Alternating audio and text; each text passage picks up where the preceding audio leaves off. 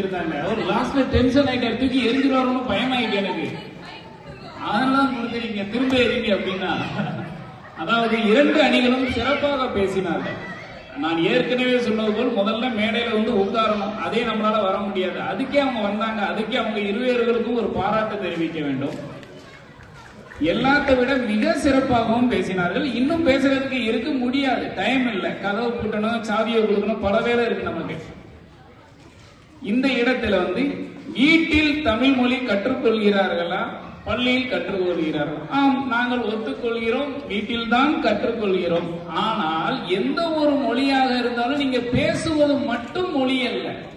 அந்த பேசுற மொழியை உங்களுக்கு படிக்க தெரிய வேண்டும், உங்களுக்கு எழுத தெரிய வேண்டும். அதை ஒரு வரையறுக்கப்படக்கூடிய இடத்தில் கொண்டு வரக்கூடிய ஒரு ஊன்றுகோலாய் இருக்கிறது தான் இந்த பள்ளி. இப்படி ஒரு விஷயத்தை சொல்கிறேன். என் தாய் தகப்பன் மலைக்கு கூட பள்ளிக்கூடம் ஒதுங்காதவர்கள். பள்ளி படிப்பு என்றால் என்னவென்றே தெரியாது. அப்பேற்பட்ட தாய் தகப்பனுக்கு நாங்கள் 5 பிள்ளைகள்.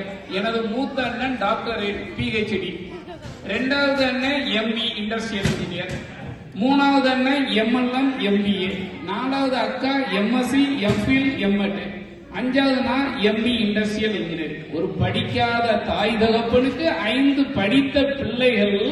அதனால் அவர்களுக்கு ஒரு பாஸ்போர்ட், அந்த பாஸ்போர்ட்ல Canada visa, America visa, UK visa, Europe visa. இது அத்தனையும் நாங்கள் பள்ளியில் போய் படித்ததால் மட்டும்தான் நாங்களும் வந்து அவர்களும் பெற்றுக்கொண்டார்.